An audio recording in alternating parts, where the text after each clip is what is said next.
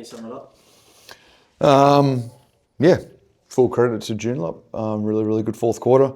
Hung around all night, and we couldn't. Well, we thought we might have had a chance to knock them out a little bit in the third, and they just made Tommy buckets to stay alive. And then obviously in the fourth, they became a fire.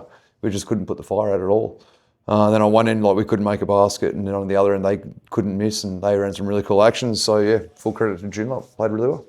What do you think proved the point of difference tonight? Well, they're big three. Well, the three of the big guys anyway. So Blake, Young, Turnage from three, just their 3-point shooting. And if you told me pre-game Taylor Young was going to go 5 or 6 from three, it's really? But that happens in these best of one finals.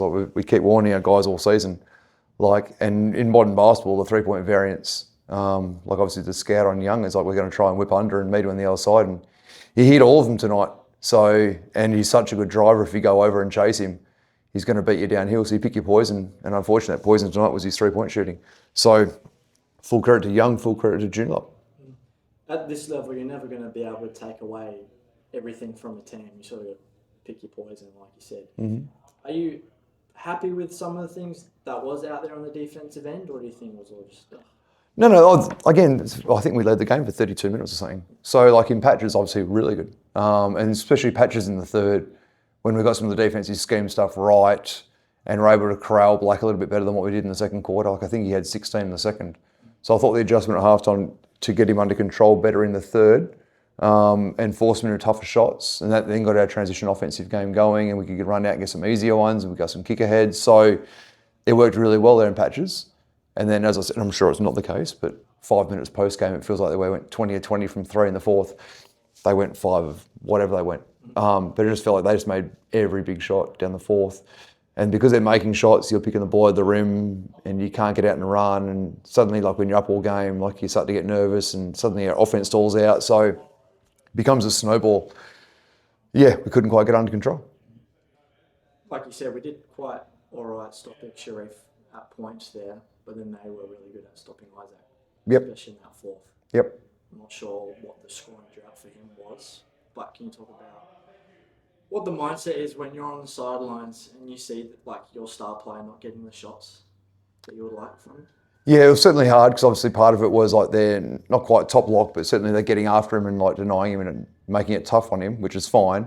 And then the selling out of we're just not going to guard this guy, and we're not going to guard that guy, and we're not going to guard that guy. And normally, obviously, we have Mike who can help unlock a lot of that stuff. So you just can't sag off 4 guys. Whereas obviously, no Mike makes it a bit different for us. Can you talk about some more positives that you would take away from this game? Not right now. Or just again post game, all you're thinking about is the fourth quarter. The first 3 just become a blur, and all you're thinking about is the fourth. Yeah, I know NBA teams that win championships. A big theme for them is that every single guy plays a massive role. Mm-hmm. For us, especially in those first 3 quarters, seemed like Dernan and all that was stepping up, Boof was stepping up. Are you expecting that to be a massive theme as we continue? Well, you haven't got a choice this time of year. You need some other guys to help out. Having said that, again, Blake, Young, Turnage tonight had 30, 28, 25. They had 3 guys in the 20s to 30s, and no one else had double digits from memory. So, yes and no. We've just got to be better. And what will you focus on before the next game? We'll touch us briefly. Certainly things that we would need to do better against whoever our next opponent is. But certainly we'll probably get into scout of the opposition team pretty quickly. We've clearly got some stuff right in our own backyard, but then moving on, just haven't got time this time of year. How do you move on quickly? I know, as a fan, Yep. People in the crowd, it can be the end of the world. But how do you put it to the side and just focus on what you need to? Yeah, if you know the answer to that, let me know. The whole don't get too high with the wins, don't get too low with the losses. Not getting too high with the wins is really easy. Yep. Not getting too low with the losses. It'll be a 4 or 5 a.m. crash tonight. Because mind will just play again and again and again. And then up tomorrow morning and start cutting film. Yep. So, yeah, if you have the answer to that, let me know. It's a cool saying. Don't get too high with the wins is really easy. But the low with the losses this time of year, yeah, good luck.